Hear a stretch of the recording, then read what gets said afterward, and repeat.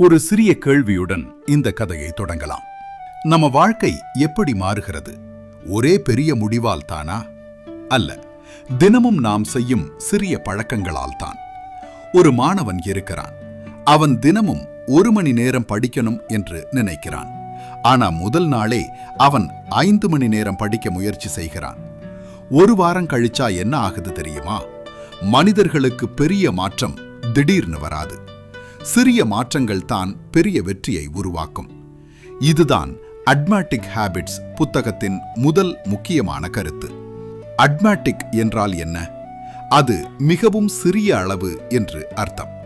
அதாவது, ஒரு நாள் 1% நல்ல மாற்றம் செய்தாலும் 1 வருடத்துக்கு பிறகு நீ முழுக்க மாறிப்போவாய். ஒரு விமானம் சென்னையில இருந்து சிங்கப்பூர் போகுது.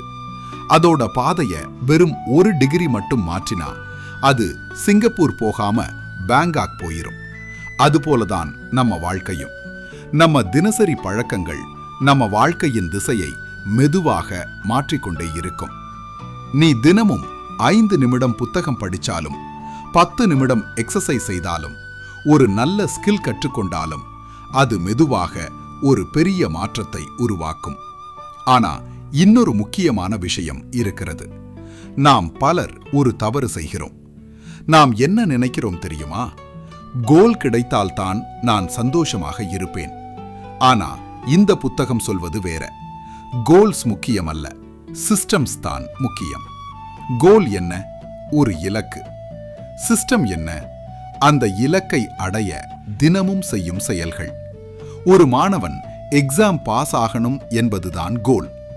ஆனா தினமும் படிப்பது, நோட்ஸ் எழுதுவது, பிராக்டிஸ் செய்வது, இதெல்லாம் தான் சிஸ்டம். அதனால் வெற்றி அடைவது கோல் காரணமில்லை, நல்ல சிஸ்டம் காரணம். Therefore, loss of a habit formation. நம்ம வாழ்க்கையை மாற்ற வேண்டும்னா புதிய பழக்கங்களை உருவாக்கணும். ஆனா ஒரு கேள்வி, பழக்கங்கள் எப்படி உருவாகிறது? இந்த புத்தகம் சொல்லும் மிக முக்கியமான விஷயம் என்னன்னா, ஒரு பழக்கம் உருவாக 4 கட்டங்கள் இருக்கிறது. அதை 4 லாஸ் ஆஃப் ஹேபிட் ஃபார்மேஷன் என்று சொல்றாங்க.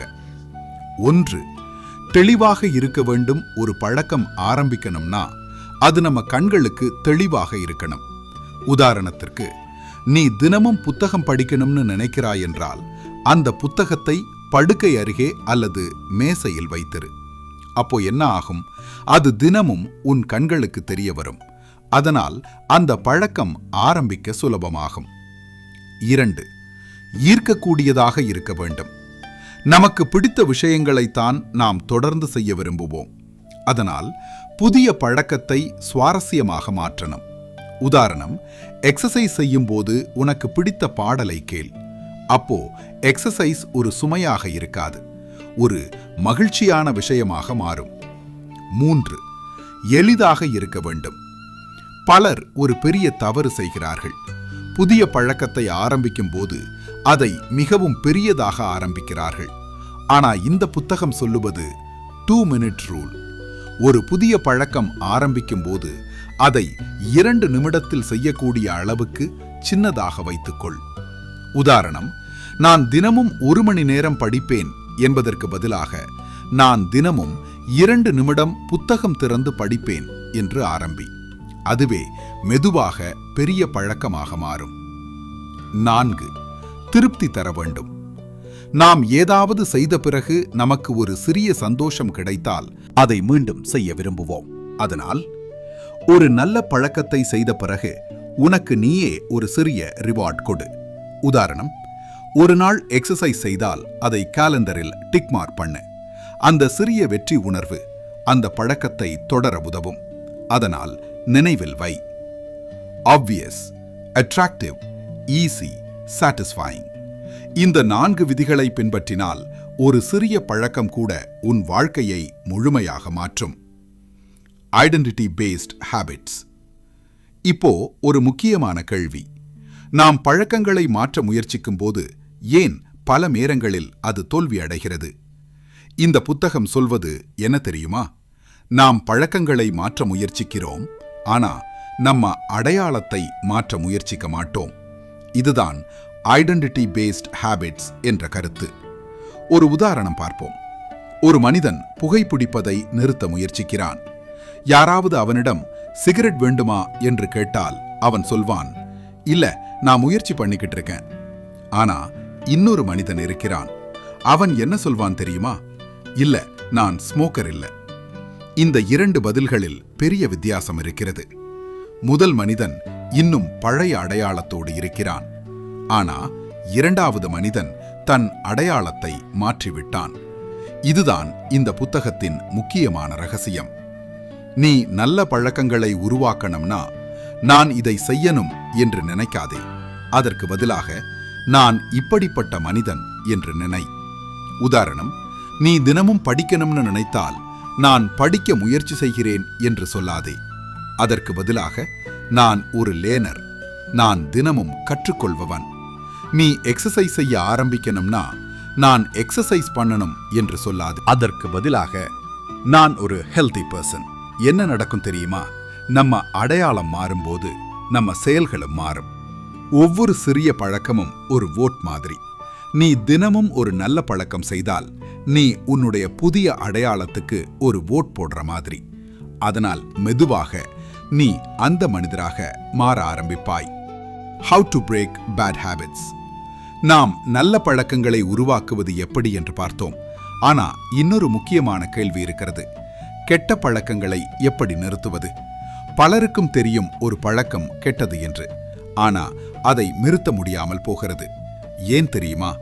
ஏன்னா அந்த பழக்கம் நம்ம வாழ்க்கையில் எளிதாகவும் கவர்ச்சியாகவும் இருக்கிறது. அதனால் இந்த புத்தகம் ஒரு சுலபமான முறையை சொல்கிறது. நல்ல பழக்கங்களுக்கு இருந்த 4 லாஸ் ஆஃப் ஹேபிட் ஃபார்மேஷன். அதற்கு எதிர்மாறாக செய்தால் கெட்ட பழக்கங்களை குறைக்கலாம். அதை இன்வர்ஸ் லாஸ் என்று சொல்கிறார்கள். 1. கண்ணுக்கு தெரியாதபடி மாற்று. ஒரு கெட்ட பழக்கம் உனக்கு இருந்தால் அதை நினைவூட்டும் பொருட்களை உன் சுற்றுப்புறத்தில் இருந்து அகற்று. உதாரணம், நீ மொபைல் அதிகமாக பயன்படுத்துகிறாய் என்றால் மொபைலை படுக்கை அருகே வைக்காதே. அதை மற்றொரு அறையில் வை.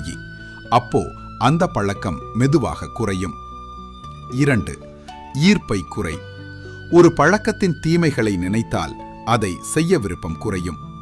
உதாரணம், ஜங்க் ஃபுட் அதிகமாக சாப்பிடுவது உடல் நலத்திற்கு பாதிப்பு தரும். அதை நினைத்தால் அந்த பழக்கம் மெதுவாக குறையும். 3. சிரமமாக மாற்று. ஒரு கெட்ட பழக்கம் செய்ய அதிக முயற்சி தேவைப்படுமாறு மாற்று. உதாரணம், சோஷியல் மீடியா அதிகமாக பயன்படுத்தினால் அந்த ஆப்ஸை அன்இன்ஸ்டால் பண்ணு அல்லது பாஸ்வேர்ட் லாக் வை. அப்போ அதை திறக்கவே சிரமமாக இருக்கும். 4. உடனடி இன்பத்தை குறை. ஒரு பழக்கம் செய்த பிறகு நமக்கு நல்ல உணர்வு கிடைக்காத போது அதை மீண்டும் செய்ய விருப்பம் குறையும். அதனால் ஒரு அக்கவுண்டபிலிட்டி பார்ட்னர் வை. உன் நண்பர் அல்லது குடும்பத்தினர் உன் பழக்கத்தை கண்காணிக்கட்டும். அது உன்னை கட்டுப்பாட்டில் வைக்கும்.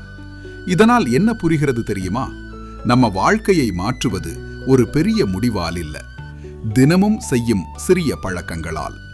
ஒரு சிறிய நல்ல பழக்கம் ஒரு நாள், ஒரு மாதம், ஒரு வருடம், அதன் விளைவு என்ன தெரியுமா? முழு வாழ்க்கையே மாறிவிடும்.